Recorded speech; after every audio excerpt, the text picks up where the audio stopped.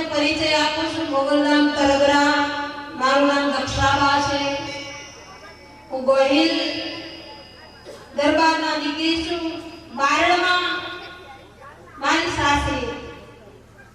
પણ જો તમે ધારો ને તો ક્ષત્રિયાની શું નથી કરી શકતી એના વિશે હું તમને બે શબ્દ કહીશ. રાજપૂતની દીકરી હોય ને એનામાં સંસ્કાર નું સિંચન એવું હોવું પડે કે નીકળે ને તો પણ ખબર પડે કે આ રાજપૂતની દીકરી કે વવારો છે. આપણા પહેરવેશ એવા હોવા પડે ને આપણા વાણીનો વિવેક એવો હોવો પડે. આપણો વિવેક એવો હોય કે કોઈને પૂછવું ન પડે કે તમે કેવા છો. તમે રાજપૂતના દીકરીઓ હોય, વવારો હોય, પણ તેજમાંથી દેખાય છે. ક્ષત્રિયાની ધારે તે કહી શકે આપણામાં ભગવાન જન્મ લઈને આવે છે. રામ, કૃષ્ણ, બુદ્ધ બધાને જન્મ દેવાની તાકાત ક્ષત્રિયાની રાખે છે. ને ક્ષત્રિયોના દીકરા બેઠા છે ને ભગવાનના બાપ થવાને લાયક હતા. પણ અત્યારે આપણામાં કંઈક એવું ઘટ્યું છે ને કે આપણને મંદિરે જાતા શરમ થાય છે, વડીલોને નમતા શરમ થાય છે. કેમ? વડીલોના મસ્તક ઉપર જે વાળ છે ને એ અત્યારે તો કળિયુગને અનુસાર 20 વર્ષના બાબાને પણ થઈ જાય છે. પણ એમની કંઈક એવી તમને બધાયની તમારી જે નાની ઉંમર છે ને એની કરતા એમનામાં કંઈક એવી પણ સમજણ છે. તમારા બાળકોને 12 મહિને તમે ગમે ત્યાં બહાર રહેતા હોય. આજ આ કાર્યક્રમ મને બહુ જ ગમ્યો કારણ કે સર્વ ક્ષત્રિય સમાજ એકટીઓ ભેગા થયા અને આવો કાર્ય થાય ને તો બધાય ભેળા બેસી એકલા ન રહે. જે કાંઈ ખૂણામાં થોડી ઘણી તમારી મનની કવિજી પ્રવાસ હોય ને એ બધી કાઢી અને આ જગદંબાના ચરણોમાં એને સમર્પિત થઈ જજો. એકલા રહી અને શું કરશો? પાયો ગમે તેવા હોય, તમે નાના નાના હોય ત્યારે એક રોટલી માટે કંઈક ભાગ માટે પાયો હોય ઝઘડતા હોય, પણ પ્રસંગ પાદ ભેગું બેસવું જરૂરી છે. આજ એકલ માતાને એવું કહેવી કે તમારા કુળની અંદર એવા બધાને સમરણ અને શક્તિ આપે કે બધાના કલેશ દૂર થાય. અને આ કાર્ય કોણ કરી શકે? કડવો શબ્દ બહેનોને કહું છું. આ બહેનો ભાઈઓને એક 5 ભાઈઓ હતા. એક જ ઓસરીએ રહેતા. બધા જળી મળી આખો પરિવાર. દીકરા પરણી ગયા. છેલ્લા ભાઈના ઘરના આવ્યા ને પછી એક ઓસરીમાં બધી થોડે થોડે દિવાલ થવા માંડી. શું કામ? કે પોતાના પતિ બહારથી આવે એટલે કે તમારા ભાભી આમ કરે છે, ઓલા ભાભી આમ કરે છે, ઓલા ભાભી આમ કરે છે. ભાઈ તો કઈ જાણતા નથી અને બધાને નોખા કરી નાખ્યા. અને એમાંના એક એવા હતા કે બધા જ દેરાણી જેઠાણી ન બોલવાનું બોલે, ન કહેવાનું કે, એના પતિ વિશે ન કહેવાનું કે. તો એના પતિ ઘરે આવતા એમ કે બોલા ભાભી એમ કહેતા હતા તમારા ઘરના માણસ જેવું તો થવાય નહીં. તમારા કેટલા વખાણ કરતા હતા અને મારા એટલા વખાણ કરતા હતા. આપણે ભૂલ કરીએ છીએ આ બધા ઓળખવાની માટે. આપણે ઓળવાનું સવળું કરી અને એને કે એમ કરતા કરતા બધા જ ભાઈઓ ભેગા બેઠા જે દિવાલ એકે ચણાવી હતી ને કે બધી જ દિવાલ પાછી પાડી એક ચૂલે બધા રાંધી. આ કોઈ દ્રષ્ટાંત નથી, સત્ય ઘટના. પણ આ બધી કલા કોની પાસે? સ્ત્રી પાસે. સ્ત્રી ધારે તો નરને નારાયણ બનાવી દે. સ્ત્રી ધારે નહીં તો નરને નરકમાં પણ લઈ જાય છે. સ્ત્રી ધારે તો કુળ પરિવારમાં પોતાના પતિને બેસાડે છે અને સ્ત્રી ધારે તો એને કુળની બહાર પણ કરી દે છે. આ બધી તાકાત બહેનોમાં છે. માટે આપણે કેવી સમજણ રાખવી આપણા હાથની વાત છે. કંચ કરો કે ના કરો પણ એટલું યાદ રાખજો તમને પોતે મા બાપે લોહીના આંસુથી મોટા કર્યા છે. પછી માં નહીં સારી, બાપ નહીં સારા. મા બાપ કંઈક તો કર્યું છે તમારા પિયરમાં. ભાભી જો તમારા મા બાપને કંદરે તો તમને કેવું દુઃખ લાગે છે. એના દીકરીને પણ એના મા બાપને તકલીફ પડે તો દુઃખ પડે છે. માટે મા બાપ એમ નથી કહેતા કે મારી આરતી રોજ કરો, પણ એનું જે જરૂરિયાત છે એ પૂરી તમારો ધર્મ છે. અને ક્ષત્રિયના દીકરા જો આટલું ન કરી શકે તો એનો અવતાર જ ધિક્કાર કહેવાય છે. મા બાપ તમારા દર ભટકતા હોય અને તમે ગમે તેટલું કરો ને તો ધૂળ સમાન છે. માટે મા બાપને ટાઈમે જમવા મળે ને એવી વ્યવસ્થા કરજો. અને 12 મહિને એક ફેર તમે ગમે તેવા દૂર રહેતા હોય પણ તમારા સંતાનોને વૃદ્ધ મા બાપ હોય ને એ પાસે લઈ જજો. તમારા સગા સંબંધીને મળવા અને એને આપણા સગા થાય આપણા આ સગા છે એમ કે તમારા બાળકને મળાવો બધાને. તો આગળની પેઢી ઓળખતી થશે. તમે સંતાનોને મૂકી બધા તમે બહાર જ રહ્યો છો, બરાબર છે? તો તમે તમારા સંતાનોને કોઈને ઓળખ જ નહીં આપો તો સંતાન પછી આ કળયુગની અંદર એકલું પડી જશે ને એકલું સંતાન પડી જાય ને એટલે ભાઈબંધ દોસ્તાર ગોતશે. અને ભાઈબંધ દોસ્તાર કેવો હશે એ તમને ખબર નહીં હોય અને પોતાના જ હશે. એટલું યાદ રાખો. માટે તમારા સગા સંબંધીને તમારા સંતાનો મળે એવો પ્રયત્ન કરો. બહારની દુનિયામાં તમારું બાળક ચડી જશે તો તમે ખુદ રડશો કે મારું સંતાન અત્યારે કયા રસ્તે જાય છે. અને એવા અસંખ્ય આવે છે મારી પાસે, હું જોઉં છું કે મારું બાળક મારા કીધામાં નથી, મારા બાળક મને આમ કરે છે. કારણ કે કઈ જ્ઞાતિ કઈ જગ્યાએ કેવી જગ્યાએ બેસશે તમને ખબર નહીં હોય. અને બાળકને એટલું ચોક્કસ પૂછો કે બેટા કના જોડતો બે. એટલી ફરજ તમારી છે. અત્યારના સંતાનો છે ને એને કદાચ મા બાપ પૂછે તો એને તમને ટોર્ચર કરે છે, અમને પૂછપૂછ કરે છે. પણ એ ટોર્ચર નથી, મા બાપની ચિંતા છે. અને આટલું પૂછવાની આપણી ફરજ છે કે આપણું સંતાન ક્યાં જાય છે. માટે સંતાનોને કેવું સિંચન કરવું આ કળયુગની અંદર એટલું યાદ રાખજો કે મોબાઈલ સર્વસ્વ છે. મા બાપ કુળ કુટુંબ કે પરિવાર એ બધું ધોરાતું જશે. પણ આમાં એક ટાઈમ એવો રાખો કે પહેલા તમારું ઘર છે ને મંદિર બનાવો. તો ઘર મંદિર કેમ બનશે? તમે ખુદ એક ઘર મંદિર તો પહેલા સ્ત્રી બનાવે છે. તમને સારી સાડી ઓઢી અને બીજાને પૂછો કે હું કેવી લાગુ, મને સાડી કેવી લાગે છે. કદાચ તમને ખરાબ લાગતી હોય તો કોઈ કહેતો નહીં જ કે તમને ખરાબ લાગે, કેમ કે તમને ખોટું લાગે. પણ સાચું સ્વરૂપ તમારું બતાવે. આઈસો કેતા હરીશો છે ને, આઈનો તમારું સાચું સ્વરૂપ બતાવતા ખુદ કહેવા છો.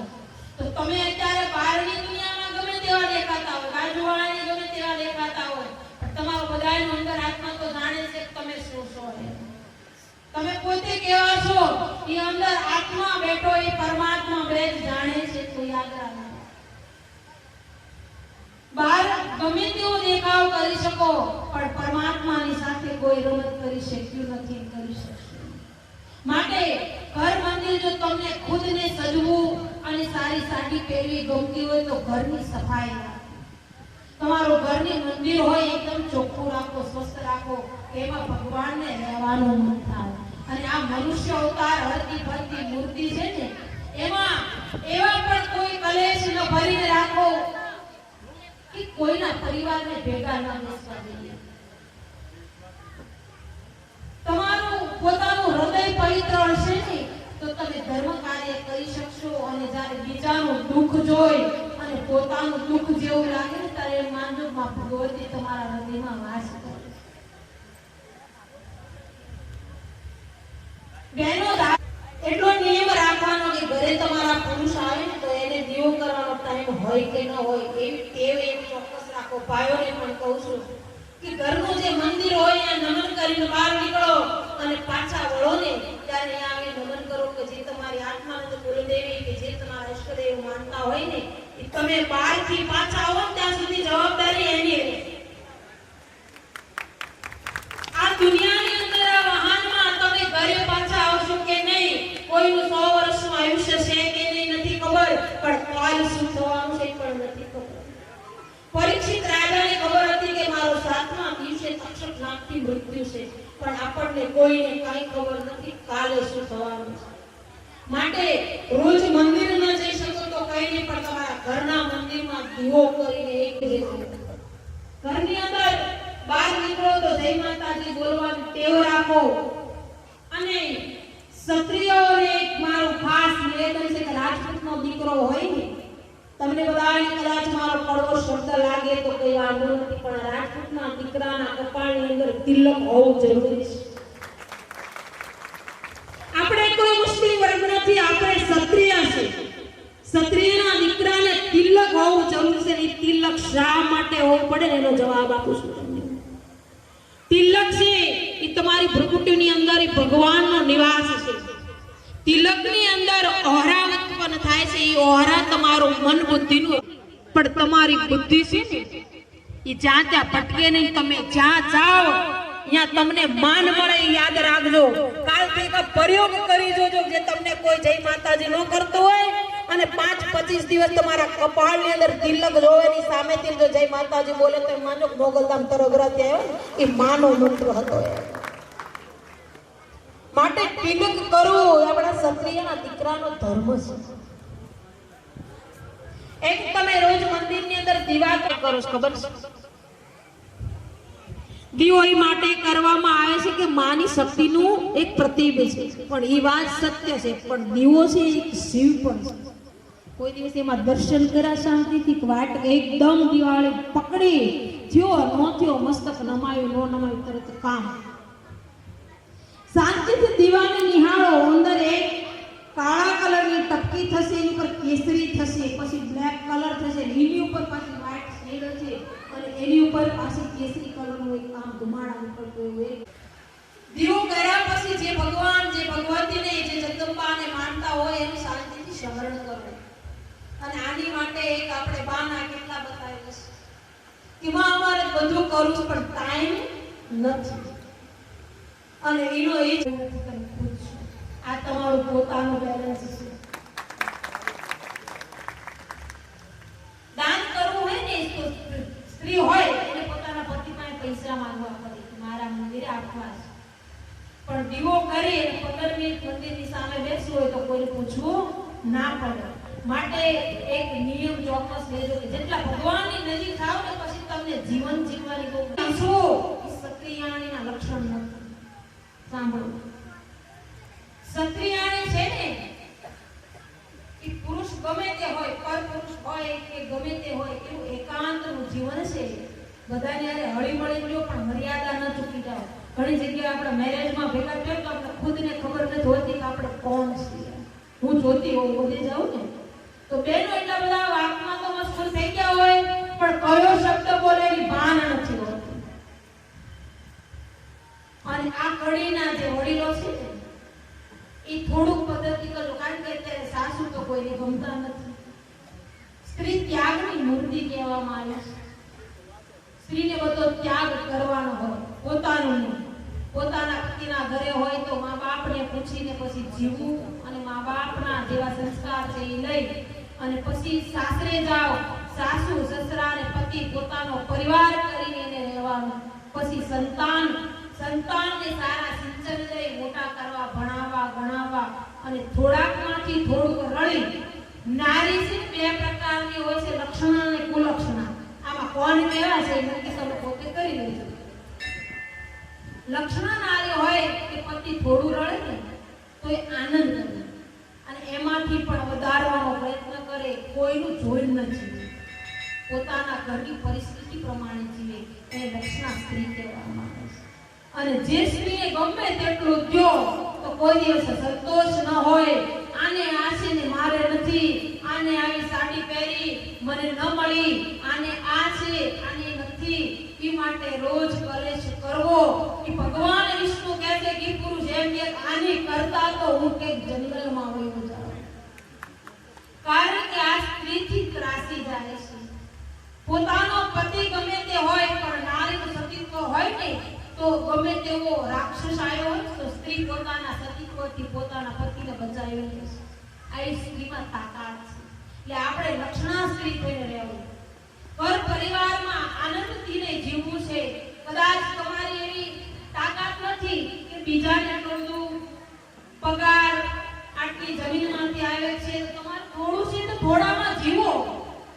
અને કદાચ કાલ સારો દિવસ આવવાનો છે તો એની રાહ જુઓ. અને અને જેને જાજુ છે ને એટલા બધા પણ ઉછળી ન જાઓ કે કાલ તમારી હું સ્થિતિ આવવાની છે ખબર નથી.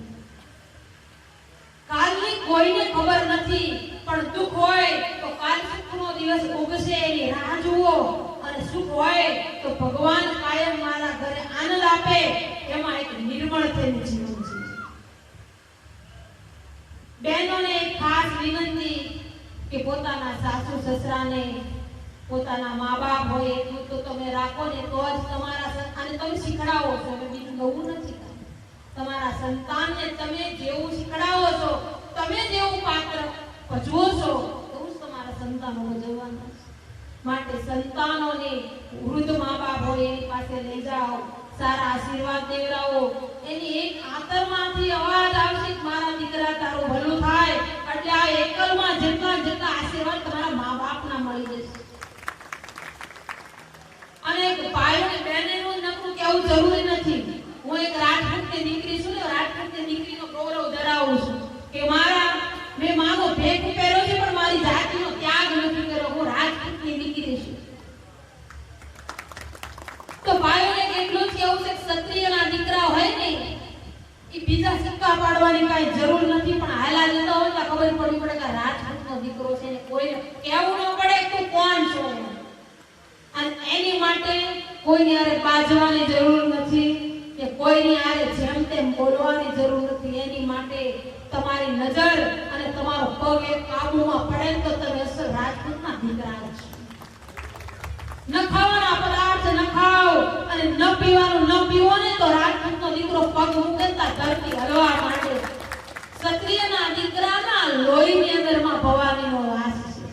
એફિડેટ કરી અને રાજપૂત તો બધા જ બની શકે, પણ જે બ્લડમાં છે ને ક્ષત્રિયના લક્ષણ એ કોઈ ન બદલી શકે. માટે આપણી જાતિનું આપણને ગૌરવ હોવું પડે. ક્ષત્રિય સમાજ જ્યાં છે ને ત્યાં જાતિનું ગૌરવ હોવું પડે ને 12 મહિને એક ફેર સમાજ આપણો ભેગો થાય એવું ફરજિયાત નિયમ રાખો. એનેથી આપણો એકતા ભાવ વચ્ચે બહેનોમાં ન ઓળખતા હોય. તમે બધાના ઘરે તમારા સંતાનોને લઈને નહીં જઈ શકો, પણ એવો સમય રાખો તમારા બાળકોને પણ રજા હોય તો તમારા સંતાનો આવું કંઈક જોશે તો આગળની પેઢી કરતી રહેશે એને અમારા વડીલોની આ ખેતી છે તો આને અમારે ચાલવું પડશે. મોગલધામ તરગરા બધા આવો, મારું તમને બધાને ભાવભર્યું આમંત્રણ છે. 5મા મહિનામાં હરિદ્વાર કથા છે, એમાં પણ બધા પધારો.